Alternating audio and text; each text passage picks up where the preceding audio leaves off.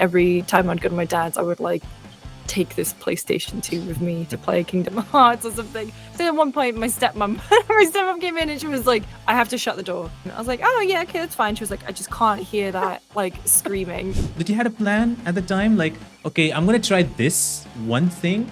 I was living in London and there was me with video games. And it felt like just because we were all early 20s, none of us really had a plan. I kept meeting people and networking, chat about games and do things together and podcasts or whatever. And so that summer, I used the last of my student loan to pay to go to E3. Like I just paid my own way. Like I didn't have any jobs lined up. But in hindsight, would never recommend anyone do that because it was stupid. Hey, what's up, everybody? Welcome back. Behind the Voice Podcast, I'm joined by the very incredible Lucy James. You might know from Gamespot and also Friends Per Second Podcast. Thank you so much for being here. Thank you so much for having me. Can't wait to talk to you. Oh, that's so cool. It's so incredible because I've seen your videos from Gamespot. I've seen you on Friends Per Second Podcast. It's so cool because you have done so much work. It's been 10 years now working on Gamespot? You just tweeted like a couple of days ago, I think. Yeah, this week it was on the 7th, my 10th anniversary at Gamespot, and then I was at Ginx for a couple of years before that. So I've been around for a while. Been around, yeah. That's so wild that you get to do what you get to do. It's amazing. And you just mentioned earlier today that you are hosting a panel for Dragon Age on San Diego Comic-Con. That's so I know. cool. Oh my god, it's been very difficult to not shout about it because I have been a huge BioWare fan for years. Like I basically credit Mass Effect as being one of the reasons that I do what I do, and I was fortunate enough, again dating myself, but I was lucky enough to go to BioWare in Edmonton in 2014, sorry, to do a bunch of interviews with the team for Dragon Age Inquisition. And so it was a very surreal moment when I got the email asking if I would chair the panel for Dragon Age the Veilguard. And we haven't, like, it's fun. Like, I've seen the run sheet. We've been putting together questions. I've seen the panel who's going to be on with me. It's going to be a very good time. I'm very excited. Wow, that's so cool. So you have hosted panels before? Is this, I believe, might have. Yeah. So how does that really run by? Like, what is the process behind hosting it? So I'm joined by my cat Jelly right now. So if you hear anything on the microphone, I'm very sorry. Here she is. It can change a bit. It can change based on like who you're talking to and what you're doing. So I've done panels in the past at MCM Comic Con and New York Comic Con with Charles Cecil. Ooh. And so also with Dave Gibbons, who worked on Watchmen, and they worked together on Beyond Steel Sky, Beneath the Steel Sky. And so that was like a really nice collaborative one. They're all very collaborative. It's just basically, hey, this is the idea for the panel that we have.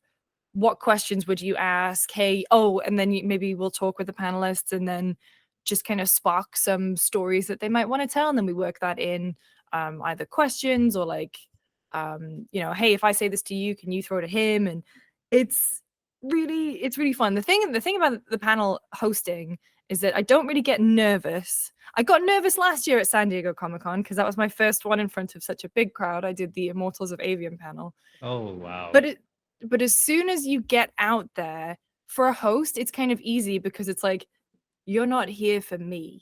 This is fine. And like the secret to interviewing that I found, because I've been doing it for so long, is that it's just like you have all your questions prepared, right? Yeah. But really it's a conversation and you're just listening to what the other person says and seeing what you can riff off. And I think once I realized that was the secret, everything got a lot less stressful. Wow. Yeah, true. I mean, I think a lot of people, even this podcast that I do, a lot of people like, you're talking too much. And I'm like, no, sure.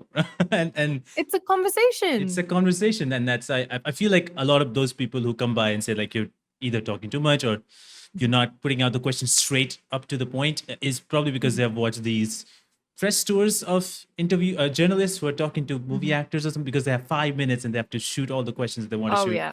But that kind of makes sense. But in a conversation, in a panel where you have like an at least probably 30 minutes to an hour long maybe. Mhm. You got time. You obviously You've you're got covering, time. but yeah, you got But time. you want to make sure that you've got enough time for Q&A at the end, which is Yes. the rapid pace stuff. But honestly, at that point, like you've also the thing about panels is like you are there. Obviously, like the game is the thing that draws you in, but there also has to be a through line to follow. There has to be something like a story or like a specific reason that you're there. And so it's another reason why I really like doing them, because you get to do that. You get to tell that story. And then, folks come and they like, I have this question that I've been simmering on for years. I'm going to ask it. So that's, yeah, I really enjoy doing them. And yeah, getting to do one for Dragon Age, because I've been replaying Inquisition at the moment because it's been 10 years. And so I've been replaying and just kind of re-immersing myself in Thedas and reminding myself of these great moments, trying and failing to play a different character who is not an elf mage, which is what I always kind of default to. I made a Canary warrior at one point. I made a human rogue, and I was like, no, I'm just gonna default back. So yeah, it has to be that. I totally understand. I think I would have done the same and still fail. So with Dragon Age Veilguard, I know a lot of people just like waiting for like, when is that coming? And they changed the name to Veilguards, and you've seen the gameplays and stuff. What do you think about that? Do you think that it's a good enough so far, or because I've seen some conversations in online, but like, oh, it's not that great. So they released the trailer, and then they released 15 minutes of gameplay. I was lucky enough to sit with the game's director for an hour, and they played the game. She played the game with us and like explained and like talked about design decisions. And one of the really cool things in that session, which is again, I'm very fortunate, is that there was a group of us from work, and whenever we were faced with a decision, we got to make it. And that's part of the reason why everyone loves Dragon Age. For me, like, I'm obviously really excited about it. Like I get this way about every BioWare game because they are just so special to me. I think the thing with Dragon Age though is that like each game is remarkably different. Like going from Origins to 2 to Inquisition, there are a lot of big changes, just like there were with Mass Effect, but at the core, still that the game that you like, the world that you love, the lore that you love, the characters that you love. And so with Veilguard, like obviously changing the name was a big deal, but it makes sense because if it's still called Dreadwolf, then you assume like every single thing has to be about Solus. And I imagine a whole lot of it is going to be about Solus.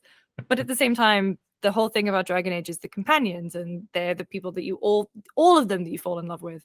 And they're a team. And so I think the name change makes a lot of sense to me. I just can't wait to play it. I'm just like, I've been rewatching the new gameplay they released, and I was like, I would just like to be playing that now, please. Yeah, to me, it's because what do you? I was gonna say, you a big Dragon Age fan? Like, what's your vibe on it? I have to say, like, I just kill myself like whenever anybody knows. Like, I have not played a Dragon Age game fully. Kind of, I played like very bits and pieces of it, but like because I'm like, okay, I want to get into this because it looks so cool. And I want to try it with Veilguard because again, it looks great. It looks incredible to me, at least. And I know a lot of fans who know the game. They have their criticisms or positives to say, probably much better than I have, because I have like not really much of an idea. But it looks very cool. So I am interested now, especially with how it is and everything is, and wanted to dive into that world. I don't know how it's going to be. I don't know if I should do any research and play Inquisition anymore, or I mean, I love Inquisition, so I would say that I think you should play it. But at the same time, so many people are going to be in the exact same position that you're at. And I don't think Veilguard is going to just assume everyone is going to have played every Dragon Age game, right? Or even Inquisition. I think like they're going to make it as approachable as possible. And so I think you're in a good position regardless of which you do. Hopefully. I think, yeah. So that means the decision's up to you. I can't voice you either way. Inquisition is a fun game. I'm enjoying my replay. So. No, I know like a lot of people love Inquisition. I've heard that so many times that people just like, Inquisition, why have you not played it? So like that's a thing that I've always heard so much. So I mean, looking forward to it regardless. And there's been so many games that was announced in the last month. My God, so many video games from Xbox specifically was insane. Summer Game Fest was kind of like a lot of people's mind was like very mid. and Yeah. different games, and Nintendo Direct also showcased so many things. What games that got you excited the most from all the, it's a lot of games, but from all these showcases, is there something that really struck out to you, like that I cannot wait? Something that got announced this year, like recently at Summer Game Fest. Oh wait, I was gonna say, because there were so many, I remember being like, oh my god, I will never keep track of all of them. And at Summer Game Fest this year, I was keeping notes of every game that got announced, because like at some point someone would ask me this question. Because I have these games that I'm super excited about. I think Day of the Devs was really strong this year. That's kind of like one of my favorite showcases. Oh my god, why do I have so many notes in here? Oh, this is my Lorelei and the Laser Eyes. Here we go. I found it. This is just from SGF. All the stuff from Blumhouse. Oh, yes. All the stuff from Blumhouse. So I got to play Fear the Spotlight, which is kind of that 90s PlayStation 1 throwback. But the ones that really excited me there were also, is it Grave Seasons? Yes. The one where it's basically like a cozy farming game, but also there's some weird murder thing happening. So I was like, okay, ticking every box. And then obviously there's Project C from Sam Barlow and Half Mermaid and Brandon Cronenberg. So I was very excited about that. Never, which was from the team who made Gris. Gris, Gris. I never know how to pronounce that one. And then there was, like, in terms of Xbox, I think Xbox had a really good showcase. These are my notes for Dragon Age, but like Xbox had that really great showcase, like Doom. That's where like Dragon Age showed up. What was that one where it was like mixtape? It looked a lot like Life is Strange. Yes. Very Life is Strange meets Ferris Bueller's Day Off 80s Brat Pack movie vibes, which I was very into. It was like something called South of Midnight, no? Something like that. South of Midnight. Yeah, so that's from Compulsion, who made it was that game about shadows. I think I forget what it was called. I can see all the key art for it in my mind, but yeah, the South of Midnight stuff looked great. I was really glad to have seen gameplay from that one, because I'm really interested in that stop motion kind of style that they had going on, or like, not stop motiony, but like people were saying like Spider-Verse, like the way that the animation looked. And I was interested to see how that would look in actual gameplay. But there's a lot, and like in terms of over the next few months, there's a lot of like Lucy games releasing, like games that I particularly am interested in, like Thank Goodness You're Here, Arranger, is it Fields of Mystria, which is that like farming sim that looks like a 90s anime. So like a lot of stuff to look forward to. There's that game about when you're on a boat and you have to clear up oil. Oh, I just played the demo of it. I'm blanking out. I'm just gonna Google it. Oil game. I wonder if that gives it to me. Yeah, that's something gonna do it. No, it didn't. It's giving me like Oil Tycoon. Slippery? Flippy? Slippery? Oh, I'll have to open I have it wish listed. But what about like, so yeah, I just kind of like have this big list of everything. Like I write stuff down. Like, what are you interested in? Because the next couple months are looking good. Like, things are obviously going to pick up towards the end of the year, but there have been loads of really great announcements. And what are you interested in? Oh, I wish I had written them down now. Now I feel like I should have done that just enough. But like, the games that you mentioned, Mixtape is the one that really strikes me, because I love Life is Strange games. And South of the Midnight, even though we didn't see much of the gameplay there was some gameplay, but like it was so small that was like, I was like hooked right away. But that is one. What else? I think there's one game, Flintlock Siege of Dawn, is coming up right now. Like it's coming up probably next. Very soon. Yeah. It's 18th. So I'm looking forward to that. It looked good. I played the demo. It looks fine. It looks interesting. Lore was interesting. So I want to play that. I'm completely forgetting about the other games that's coming out later this year or something. But this month there were some more games that I'm completely so super blanking out. But there's so many games, kind of indie-ish, that were coming this month. Yeah, I was gonna say most most things are like, and there's Spilled was the one I was thinking of. That's the Ah, oil one. Um, right. Other things coming later this year, like Phoenix Springs, which is that kind of Ooh, investigative yeah. Demon School. Did you play the Alters demo? No, I have not. I feel so bad, like, because there's a lot of some of my friends are like, oh yeah, the list of demos, somebody played 50, 60 games. Like, how did you play so many? Yeah. So there's like one of I those just games. have a bunch downloaded that I'm just going through and like just like if I have an evening, I'm like, okay, I've got an hour free. I will get through a demo from Next Fest, and there are some really good. But Yeah, the Alters demo is awesome. It's like 2 hours. yeah. Oh yeah, yeah. It looked very nice when I saw the trailers and everything. I was like, this looks very cool. I think I did play a little bit of demo, but I didn't play like 2 hours of it. I think. Oh, I remember. Yeah. So when you get your first clone, and right after that is where I think I stopped there. When you get your first clone, he fixes the machine, and after that I stopped. And so, but it looked very nice. Actually, I mean, there wasn't that much more after Yeah. that, to be honest. I was just faffing around. I think it goes up until when you move the base or like you get your second clone, maybe. But yeah, so like you played like a big chunk of it. Yeah, and then I'm fine. But yeah, the game looks. It reminded me immediately of probably Death Stranding, maybe because of how the visuals looked. That's probably the only reason. But it Yeah, has when he those. crash lands on that planet, I was like, oh, okay, someone played Death Stranding.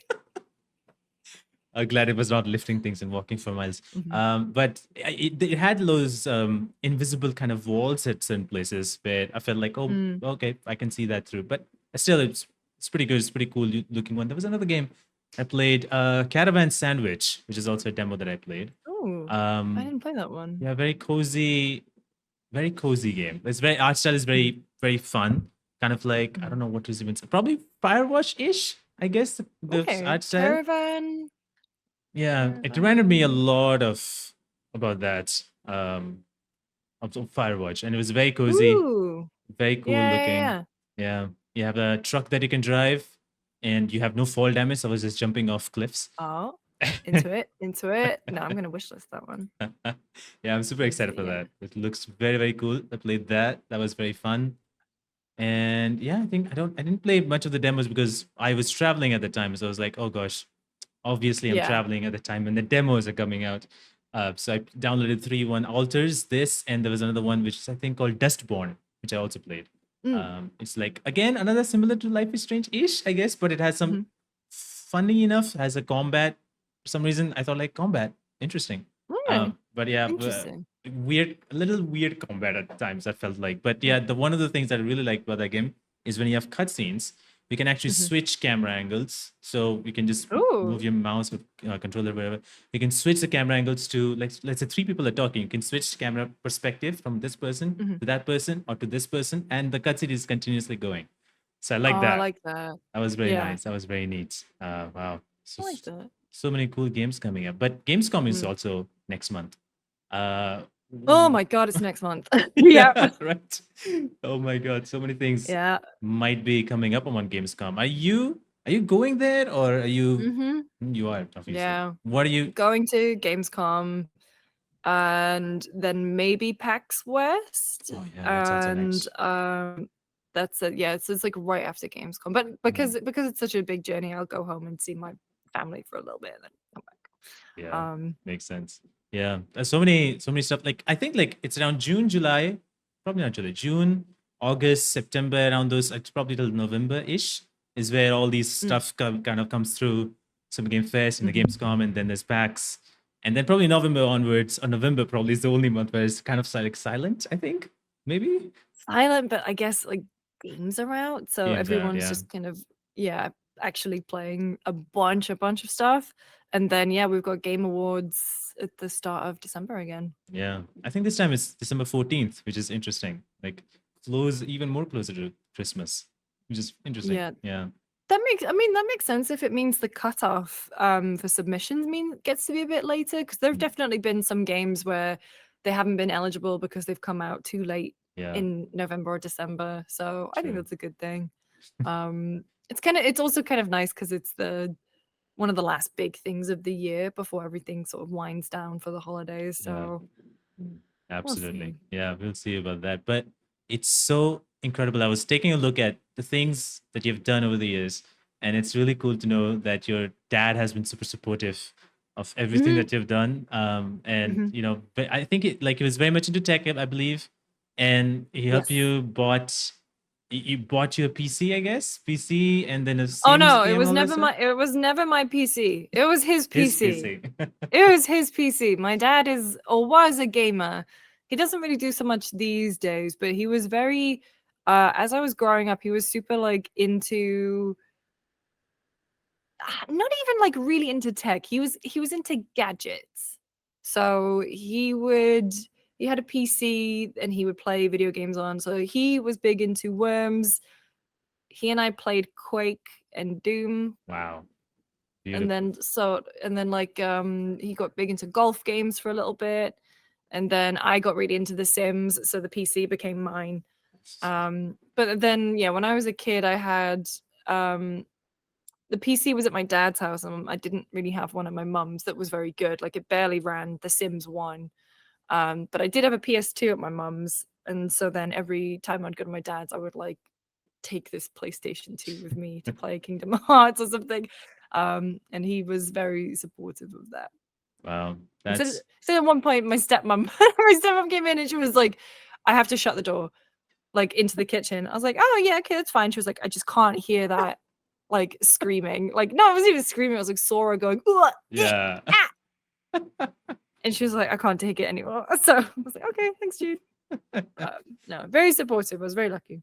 Yeah, that's very cool. That's so cool that you get to play Quake, play Doom, and all that. I think my initial thing was Wolfenstein instead of Doom, and it was my uncle playing through Wolfenstein, and that's where I kind of. But I never played it. Mhm. The first game I played was in a knockoff Nintendo that was available here with Mario.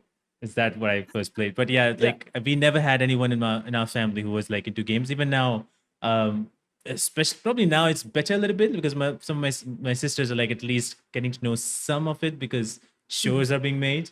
So Yep. like, something is there, but like most of the time it's not. But yeah, it's very cool to know that you had that kind of support and Mhm. games were also something that your dad was into, you are into, and you got obsessed with it and you started chasing it.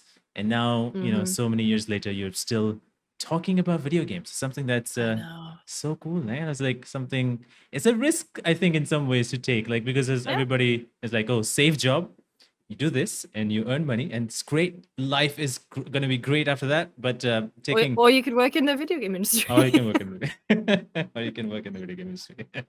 No, I think when I was younger, because I was at university and I used my student loan to live in London for a month to be an intern at Gamespot. When I graduated, I just moved to London without a job lined up.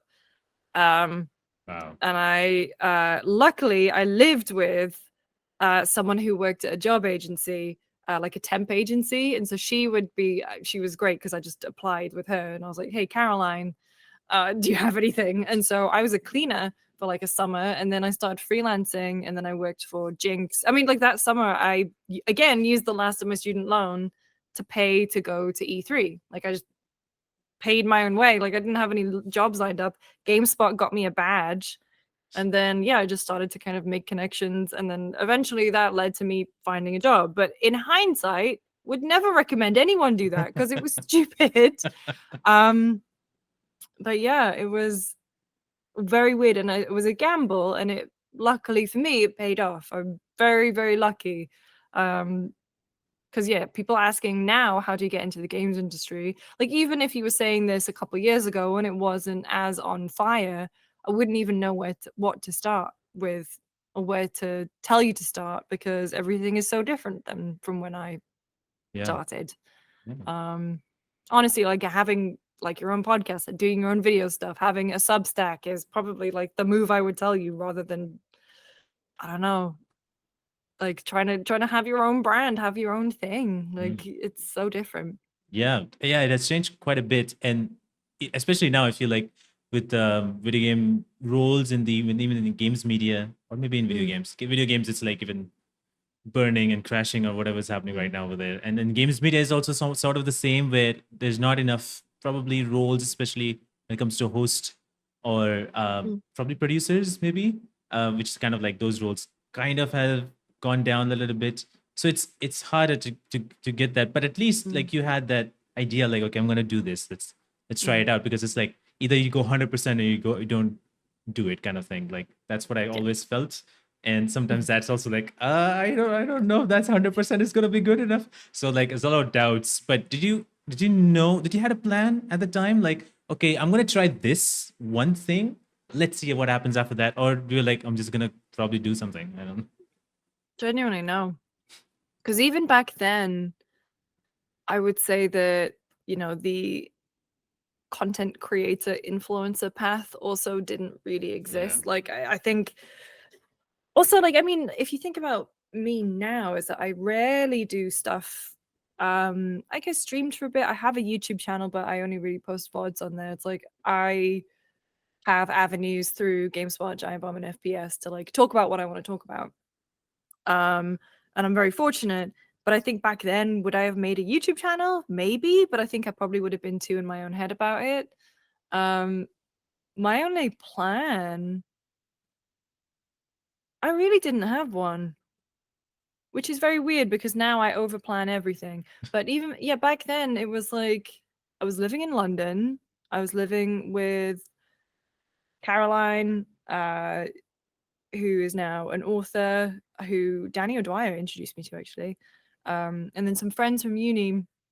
We all lived, and then Chris worked in TV. Ellie, what did Ellie work in? Something, a really different field. She was trying to be a teacher at the time. That was it.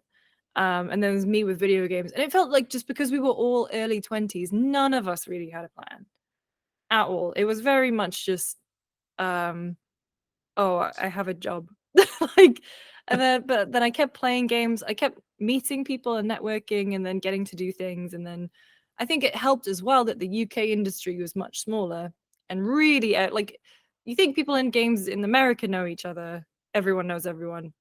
In the UK, everyone truly knows everyone. Like, I've been gone for 6 years, and every time I go back and I go out and then like, or I go to an event, I'm just like, it's the usual suspects. Like, there are obviously new faces, and that's awesome. But in the UK, like, everyone, I still know everyone. It's really nice. And so, yeah, getting to be a part of that. And like, I was just making friends. Like, even if I wasn't working with people, there would be hangouts or things like EGX, Eurogamer Expo, and you just get to hang out and like make more friends in the industry and chat about games and do things together and podcasts or whatever. And so it was cool. And then, yeah, no plan, which I'm in my 30s now. I can't believe I did that, especially because I was so neurotic at the time. I can't believe I was just kind of like coasting by. Yeah. I mean, it worked out, you know. It did work out. Even though it didn't have a plan, but it still worked out, which is very cool. And I find that inspiring because you still continued. You know, like a lot of people probably will be like, probably gonna not do it. It's not working out. But you continued, and that's one of the things that you mentioned about like making connections, which is something like eventually it is very important. Which I wish in some ways was where I am was there, like that kind of things where there are places to go, conventions to go, or events to be a part of. Where in here in India, there's not so much there. There's more esports oriented, which is fine, but there's like more of mobile gaming esports. And I'm like, oh sure, I'm definitely playing that game on there. But it's like something like esports just never connected esports, and that's what everything is in India. So it's very, and in that a sense, I'm like, okay, there's no one who's really interested in what's happening in video games in general. There's very few of them, probably like 20% people would be probably more into like, oh, what's coming in the next few months. Otherwise, the rest of the people like, oh, there's PUBG there in phone, and there's like India specific called Battlegrounds Mobile India, which is the same thing as PUBG, and then there's Free Fire and all that. So, but yeah, that's why I'm like kind of in some ways making connection through this, and like, okay, maybe I can try that, and because this is nobody has ever done this from here. So I'm like, oh my god, I have no one to see in front of me, like probably somebody that I can follow. There's no one. So like, oh gosh, so it's very even scarier. So that's why stories like yours helps me drive like, okay, I can probably take it one step ahead and probably, go through it and get to be part of possibly the games industry, I guess. I don't know. I Just think it's no, I mean, like, you're carving your own path. And if you're saying that, like, there isn't really a market, like, that means you get to be the person to stand out. And then as you inspire other people, like a rising tide raises all ships kind of thing, like, they'll look to you. So I think you're in a really great position. And like, I've seen like clips from the show pop up a lot, and like I've seen you in like comment sections and like tweeting and like making those connections. So I think you're doing everything right. And like, yeah, the scene is different now, but Yeah. also you're taking advantage of the fact that the scene is online and you can connect with people that way. And like, Discord wasn't really a thing back, Yeah. in 2012. Like, people were using Twitter, but nowhere near the, I don't know, people use Twitter in a very different way now. Twitter was way more irreverent back then, and it didn't feel as meaningful. And like, even YouTube channels like were much smaller and disparate, I guess. Nothing ever felt connected. I don't know. But Yeah. I think also you've got steady growth and stuff too. It's like I said, trailblazer.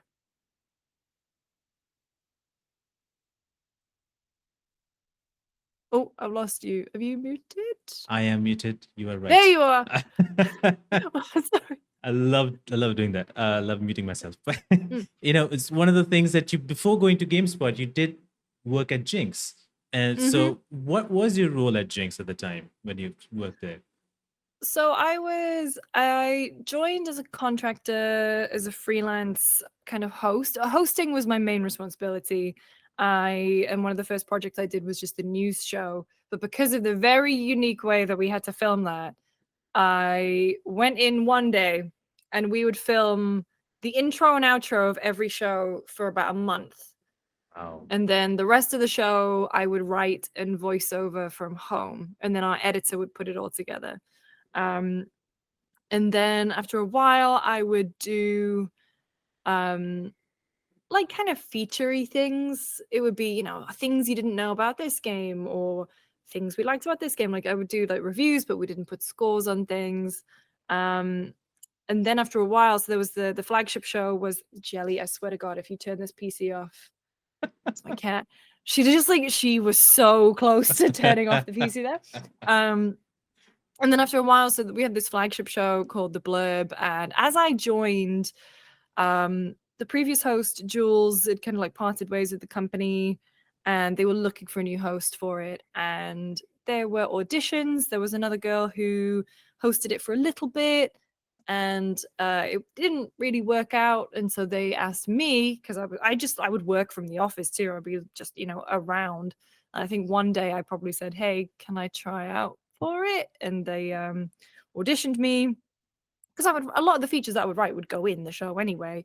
And then it led to a position where I was writing and hosting the Blurb, and then which is like this magazine show. It'd be like all the big previews and reviews and features and stuff would go in, and I did that. And then GameSpot one day said, "Hey, got a job. Do you want to come back?" And I did. Wow, so cool. You get to work on these things, and from there you get to learn these new skills, which you obviously improved upon much more in GameSpot. You stayed in UK for GameSpot, and now you're in America, GameSpot still. How that switch from or moving from UK to US, was that a scary thing at the time, or was like, oh no, I have this opportunity, I'm just going to take it? Or was that something that you have to think about to go for that decision? So they asked me if I wanted to. I joined GameSpot in 2014. They asked me in 2015 or 16 2016. They asked me if I wanted to go, and I was in a relationship at the time, and I was like, I don't really want to. Can't really uproot my life at this point. And then we broke up, and they asked again, and I went yes, because when else is a better time to immigrate? With work. And so I, everything kind of got, paperwork takes a while. And so I really didn't have to think too hard about it. I did talk to my parents about it. And my mum was way more hesitant because I'm her only child and she was, empty nest. And my dad said that around the time he was my age, had an offer to work in a different city, still in the same country, still in the UK, and he never took it. And he always wondered what would have happened. And he said, I don't want you to ever have that kind of regret. So if you don't like it, you can always come back. Yeah. And I think just having someone say that to me, because I knew it, but it was nice to have, you know, my dad say that. And then my mum said it too. And so I just felt like, okay. And then at this point, I'd been going to the America for, you know, I've been doing E3 with GameSpot since 2015. So 3 years of doing E3. And E3 back then, we would come out to San Francisco to head office for a week beforehand. So we get to get over jet lag and also just get to know everyone that we were working with, because it's a huge, huge show. Yeah. And, you know, everyone kind of has like teamwork, it makes the dream work. And so I was very familiar with all of my colleagues on the American side.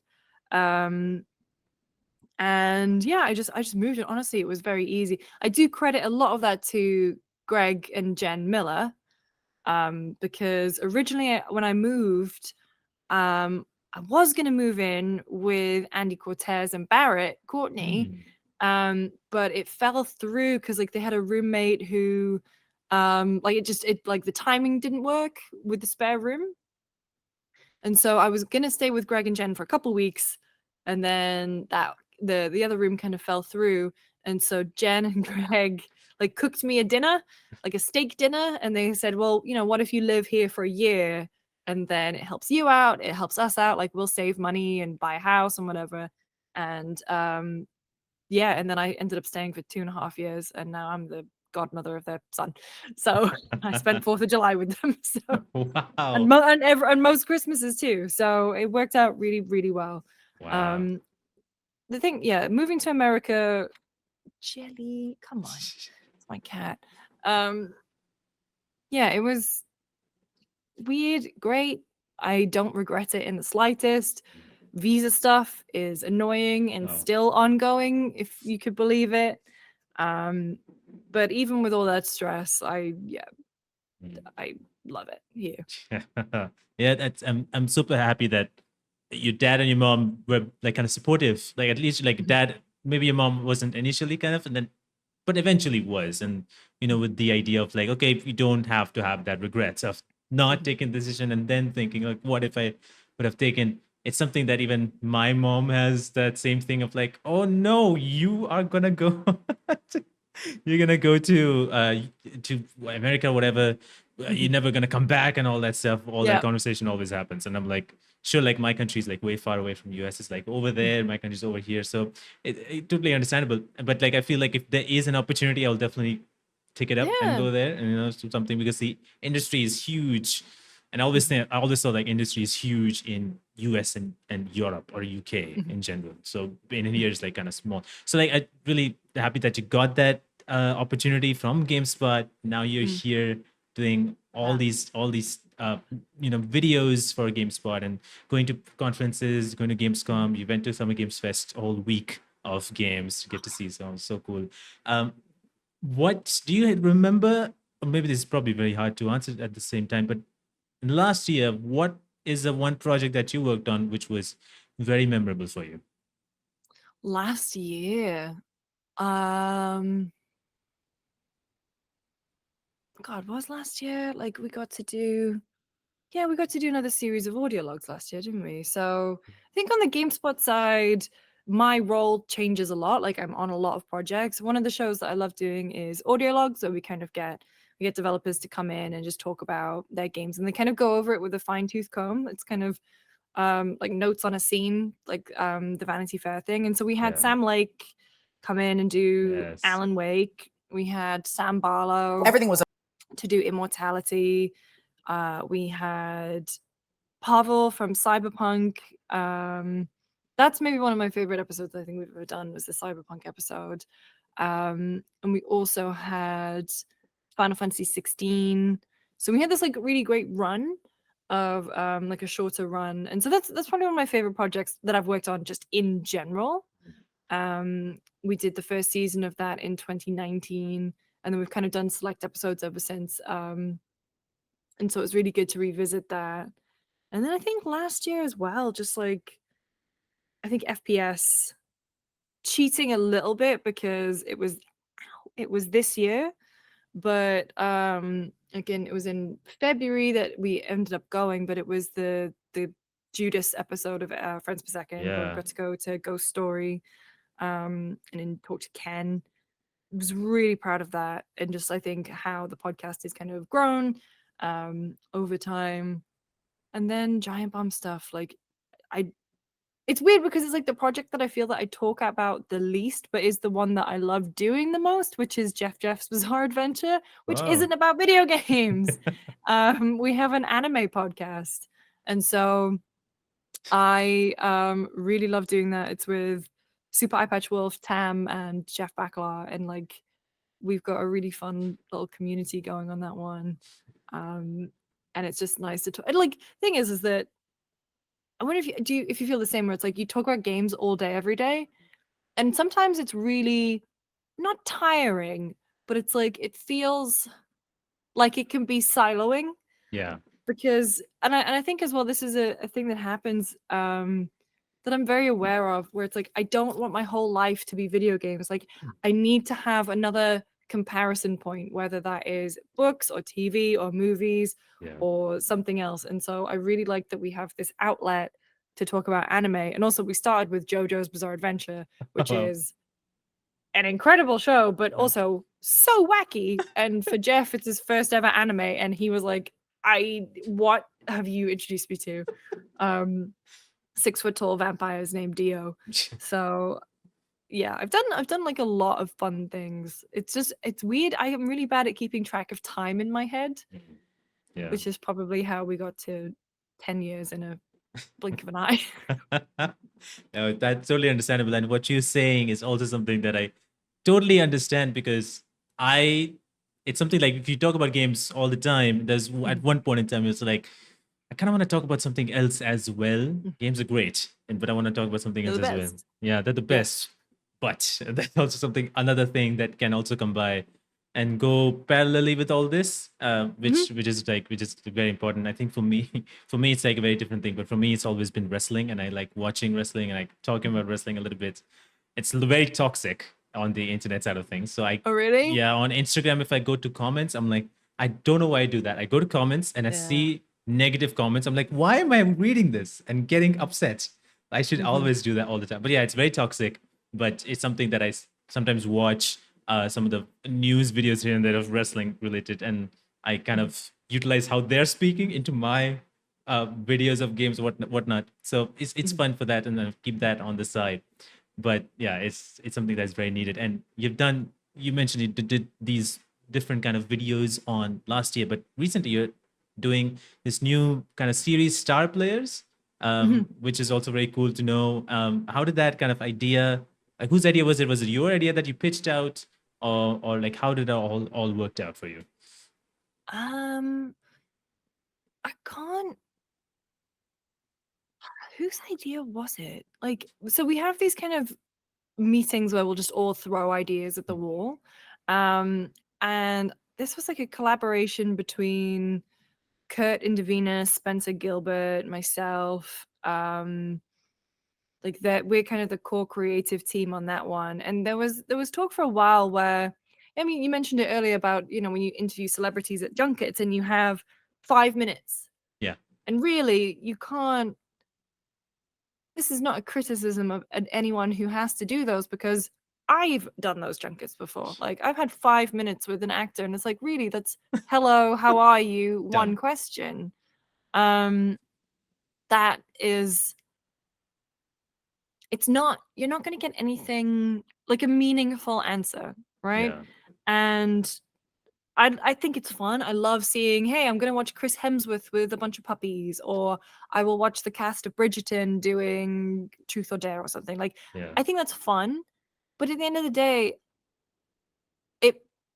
I like it when I know that interview shows like Chicken Shop Date have like a shtick about it. I like those, but I like something that's more in depth and meaningful. And so when we were talking about the show, everyone would kind of really just wanted to be like, hey, I've never really got to know what this celebrity thinks about video games, but I know that they like them. And so for us, it was when we were putting it together, we actually were working with a booker, like a Hollywood booker. And we had to give them like this big list of celebrities who we think are into video games, or they've mentioned video games, or they've been in video games. And then we get them to come to the studio and we just have a conversation. Like some of them we shot for like an hour and a half. I think the Dominic Monaghan one we maybe shot for like an hour and a half. Wow. Really, we should really those shoots should probably only be 30 minutes because it means we get like so much stuff left over. But really, like I'm gonna keep calling the Dominic Monaghan one back because like everyone knows him from Lord of the Rings and Lost and stuff. But like he's a really big gamer, and like there was a point in that interview where it was great. We were having a lovely time, and he was talking about something, and then he just started talking about Planet Zoo and how much he loves Planet Zoo, and like everything he lit up in a way that I was like, this is exactly what we want about the show, because it's like this is why people love games. It's like an authentic conversation celebrating the thing that everyone who has clicked on this video loves, and that is gaming. And like with the Aisha Tyler episode, and we have Steve-O going up. That was a fun one because he's not a gamer, but he has kind of realized the error of his ways a little bit. And so it was a really fun conversation. But it's also just like every single celebrity who we interviewed basically said, thank you so much for this. It was really nice to just be able to talk about games. Wow. And so thrilled for that, but also, you know, just like got some really fun insights. Like and also you get to meet really cool people who you are like whose work you love. Like I'm well known for being a Lord of the Rings fan. And so to get Dominic Monaghan was nuts for me. We also had, you know, like I'm literally wearing a Health t-shirt right now. We had Johnny from Health on, you know. So it was just very surreal to work on. We have one more episode left to shoot. But no, it's been fun. And the reception has been really good. People have been really nice about it. So that's good. Yeah, I was taking a look at like comments and stuff, like because always like there's something like this where like, known people out, celebrities or whatnot are coming by talking about video games. Sometimes it can go, and it's internet, people can go negative all the way. So I was like, okay, maybe we'll find some of those. But like I was really happy that a lot of there was positive comments, and they were like, oh, look at that. It's like, you know, it's very cool conversations happening also in comments. So really nice to see that series worked out, and you know it's doing so well. And it's pretty interesting to talk to these people for a longer amount of time, because then you can have like a switch happening. You will see somewhere in the middle of the conversation there's a switch, and then it's exciting for them, and then they're answering more and they're answering longer, which is always fun to do that. It's so cool. And you mentioned earlier about Friends Per Second podcast. How did that all came about to start this podcast to talk about games? Because there's so many podcasts out there, but you guys decided to do that. So I had a DM from Ralph one day. That was how it started. It's that so I think it was his idea or Jake's idea. I think it was Ralph's idea.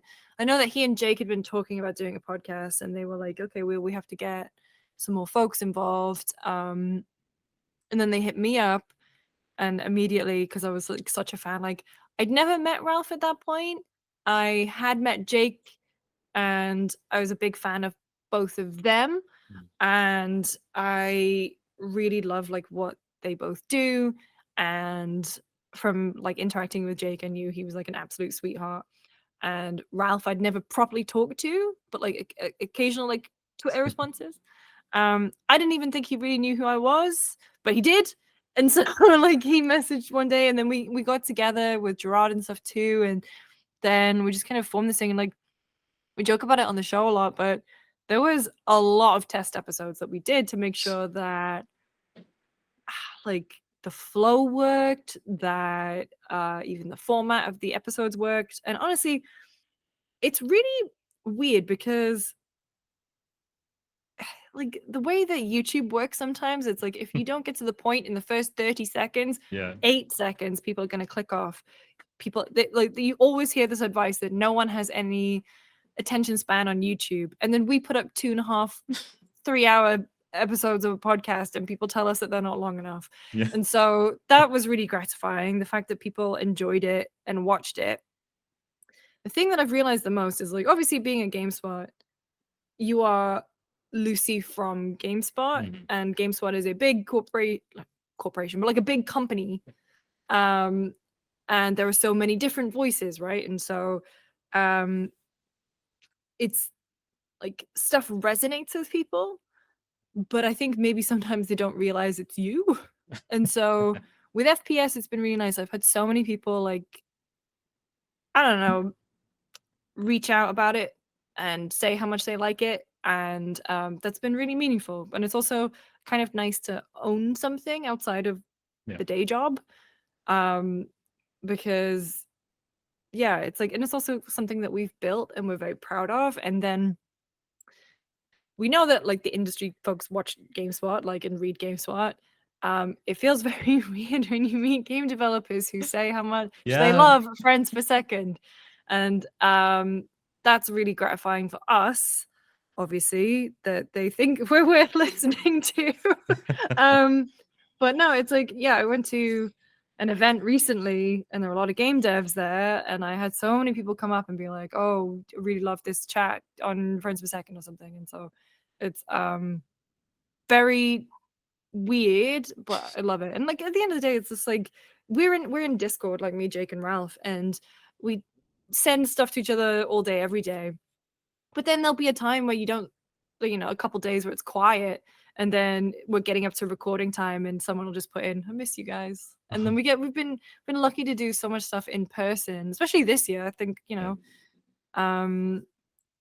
and we'll be doing some more stuff in person that we're very excited about.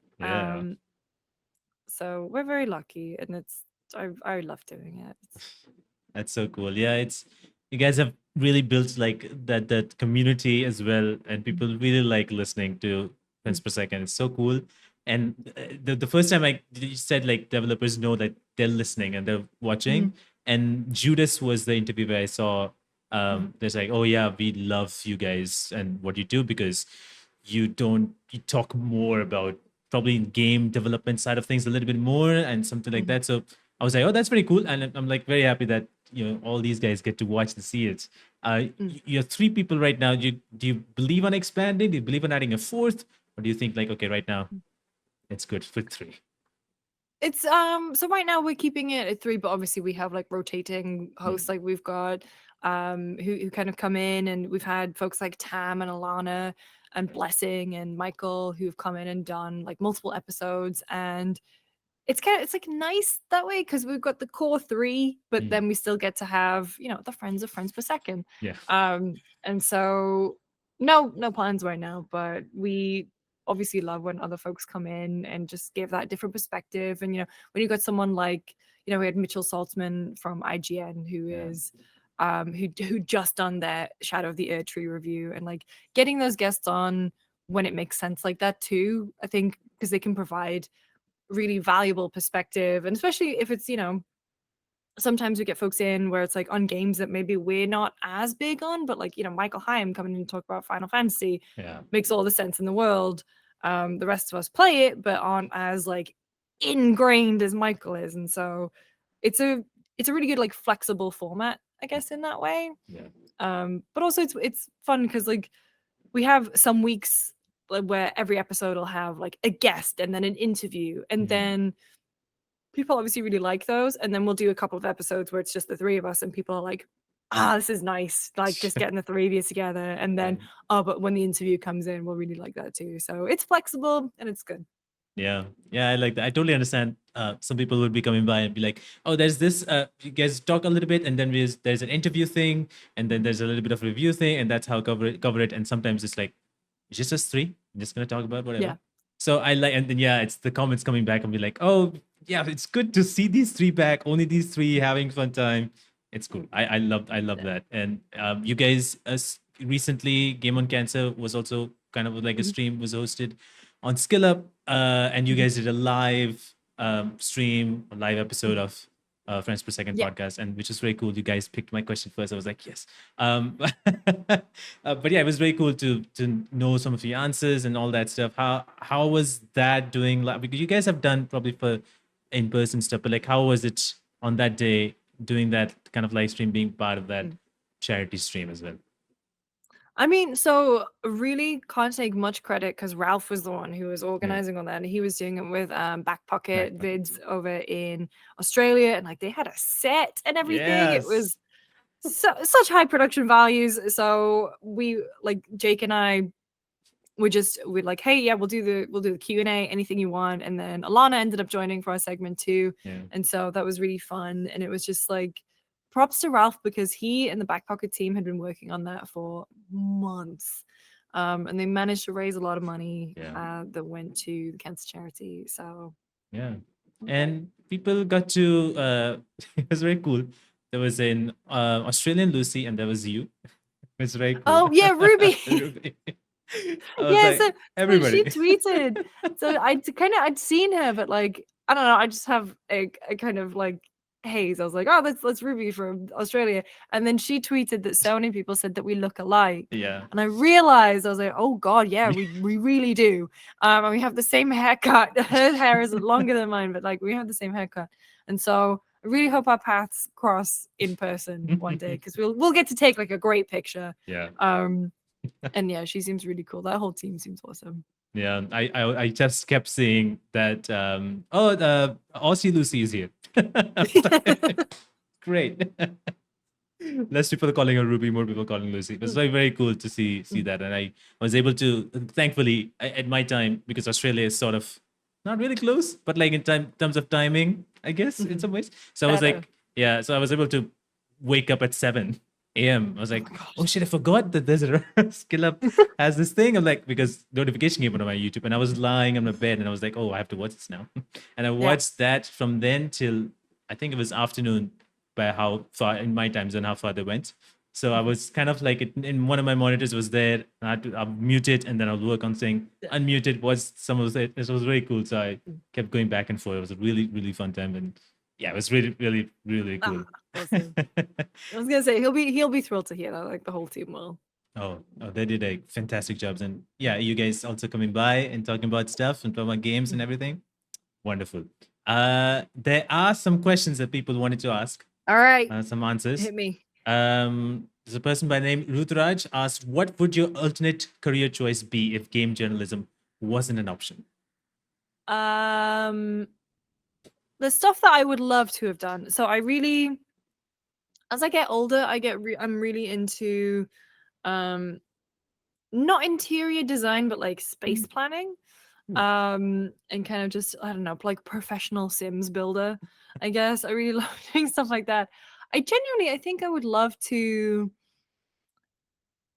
like, if I could have the training and know how to do it. I really, really love watching. And this is the thing. This is the ultimate, like, I watched a video and I love the videos on it. I have no idea if I would be good at it, but I love restoration videos. Oh, wow. Okay, yeah. Would love, like, genuinely, if I had a job where I could just take something and clean it and fix it, and it seems like there's a lot of science behind it and a lot of applied knowledge, and I think that's really cool, especially when you get to see like the final object. And so I think that would be really cool. But honestly, like I don't know what the sliding doors would have been. I have a degree in psychology. Yeah, you do. Maybe, I don't know. I did want to become a profiler. I wanted to become a profiler. And my mum was a lawyer and she did criminal law for a while, and she had to go to prisons and stuff, and she was like, no, you don't. So yeah, I did not. But still. Yeah. I mean, what about you? What would your like sliding doors moment be? Oh my God. Wow. So for me, like a lot of parents in here, or probably in Asia, I guess, where it's like, oh, you gotta do engineering, you gotta go through that path. That's the way, and that's what I was going towards, and probably would have been somewhere in the IT department, software engineer, something like that. Which I was like, fine, I'll do it if nothing else happens. But I was like, I cannot do that. That was like my idea. So gladly I didn't do that. But like, it's one of those things that would have been probably my second line. But I've dabbled in so many sort of things because making videos was something that was really interesting. And I would always go on and off situation where like I was like, okay, I'm doing, I think, good, and then I was like, I'm not doing good, and I have to do something else. Video editing was always something that I've kept on doing, and I've been doing this for like 9-10 years now. Video editing specifically, not going so crazy where people use like something's coming here and then zooms like here and crash zooms in, yeah. crash. I'm like, no, I can't do that, man. I cannot watch that. So like I didn't do that. But yeah, it would be always on and off in all that situations. But eventually came here. But like software engineer probably was.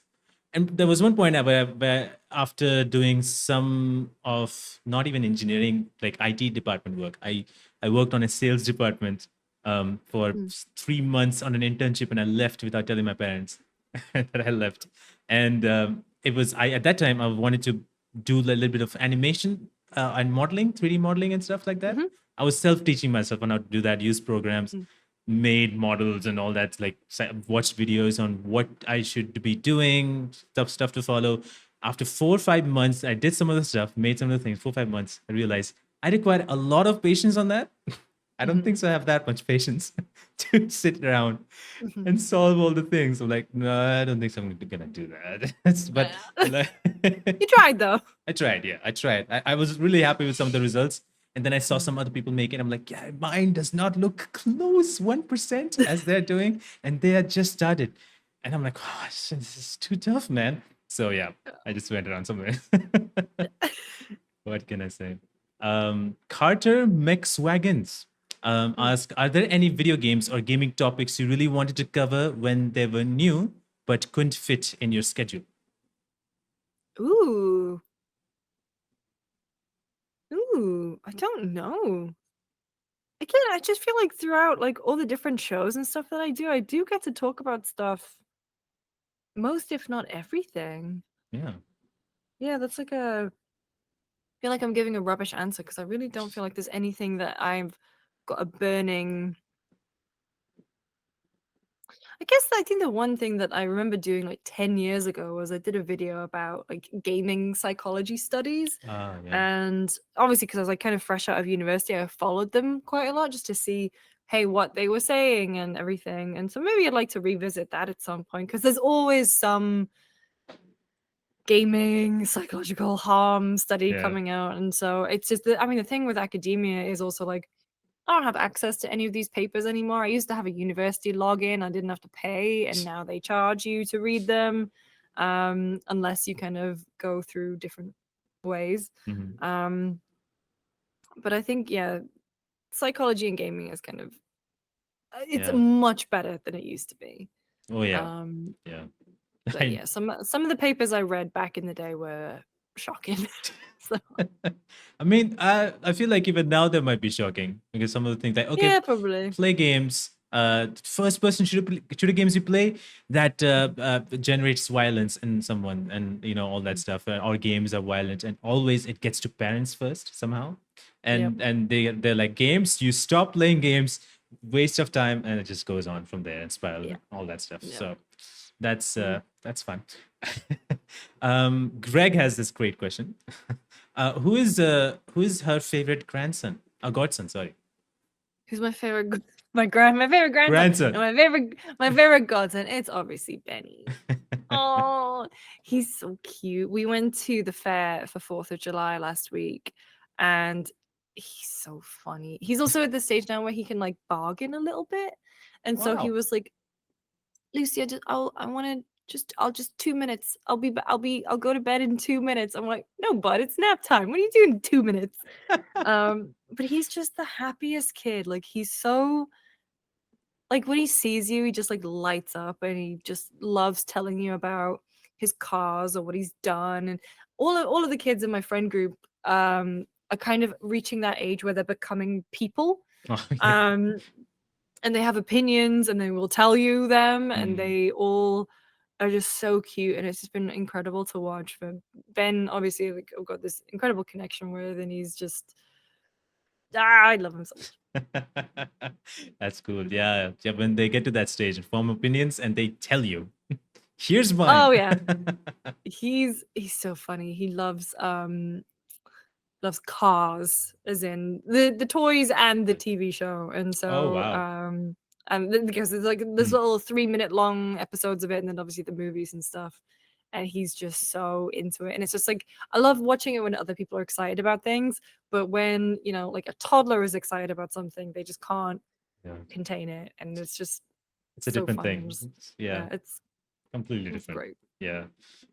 Jeremiah asked, who is your childhood hero? It can be a video game character or real person. Oh, that's a really good question. Who's my childhood hero? I don't think I had like a hero. I think there were like characters that I really, really loved. Like, I mean, I guess I'd be remiss as a woman who grew up in the 90s, would have to say like Buffy the Vampire Slayer, Janeway from Star Trek. I used to love. Although I haven't actually watched Star Trek since since Voyager, since I was a kid, so who knows. I used to also love Wesley from The Princess Bride because I thought he was the coolest. Like The Princess Bride is my favorite movie of all time, and like I used to watch it so many times, and I used to think Wesley was so cool because he was really nice and he would do anything for anyone, and then he became the Dread Pirate Roberts. Spoiler for a 30-plus-year-old movie. But he was such a badass about it. I'm trying to think, like, I think, yeah, probably those. Like, but at the same time, I'm trying to think of who I had on my walls, on my poster. Actually, you know what? In terms of people who I had on my walls, there was obviously the Lord of the Rings time, but I loved Brody Dahl from the band The Distillers and Debbie Harry. So this is like not when I was a kid, this is when I was a teenager. Brody Dahl, Debbie Harry, Kurt Cobain, big phase, big Nirvana phase, and I really got into these musicians, and I loved what Brody stood for back then, because she was just like, she didn't give a damn at all. And that was like, as a very anxious kid and teenager, it was wild to see. Yeah, probably those. Wow. Probably them. Yeah. Pretty cool. Yeah, you have all these years. For me, I think it's always been Spider-Man. I have like a very cool half scene poster over there, but I have like a lot of different, like I love Spider-Man, and I remember when Spider-Man No Way Home came out, I told my friends, like, if you guys come 5 minutes late, I'm not waiting for you, I'm going in. No, I'm going in. I'm like, no. And they came like 5 minutes before, so I was like, yeah, you guys, you better follow me. So yeah, I was like, Spider-Man's probably better, but it's like the keep goes up and down. I think wrestling side is where I got a little bit more. A little bit, probably growing my hair long was probably because of a wrestler, and then another character from Supernatural, who I watched, Sam. Oh, Sam Winchester. Yep, Sam Winchester. And I was like, yeah, I think longer hair would look good on me. I'll try that. Yes, that's how it started. Oh, that's man. good. Yeah, you suit it. I think you suit it. Thanks. My sister like, cut that down. I'm like, no. And now she's like, if you cut that down, it'd be weird. I'm like, of course it would be, because it looks good on. So yeah, I just went on that. Jeremiah also had another question. When you play any video games, do you see yourself as the main character in those video games? Ooh, it depends what it is. It's difficult because I think if you are, I think it depends on if I relate to the story or not. Like, so, I mean, when I was playing What Remains of Edith Finch, definitely saw myself in that role a lot more, because I've had a lot of death in my family and in my life. And so I was like, oh, I really, really relate to this. When I was playing Dishonored, funnily enough, I couldn't really I couldn't really see myself as the Empress's assassin. Although I guess like there are elements, there are like, there's basically like human things that you can connect with. Yeah. And I have done with many characters. I think with games like Mass Effect or Dragon Age or any other RPG like that, Skyrim. I guess Skyrim less so, because you're basically silent. But like I think with an RPG where even though you're making decisions, there's still a character there. I think that's when it becomes like, I can relate to you, but this is wish fulfillment. So I don't see myself as those characters. I see myself as whatever the Inquisitor is, or the Warden is, or Shepherd is. Yeah, that's a really good question, though. Yeah. I guess it goes case by case. Yeah. Yeah, I totally understand. I don't think so I can ever imagine myself as that like a main character or something. I do, as you mentioned, like I do go by what's happening as a character per character based story and how it's going, like human touches. I do get that. I do get all the experiences, but I'm also a big sucker for all the dramatic moments. So whenever there's like some drama and all that stuff and there's music going on, I'm like, yes, this is what I need. It's getting me all the Yeah. goosebumps. There we go. Now I'm feeling it. Now I'm connecting. So I look for those moments. But yeah, never had that. Probably the only closest thing, I think, in some ways, because I'm a little awkward and shy. So Peter Parker is always that guy a little bit for me. That's right. Oh yeah, he gets me. And then when he was able to get girlfriends, I'm like, now that connection is lost. So yeah. But yeah, it's just one of those things. But hey, I just want to say thank you so much for taking the time today, talking about everything, what you did, and inspired me even more to continue and do all that. So thank you so much. Thank you. This has been really fun. Seriously, thank you so much.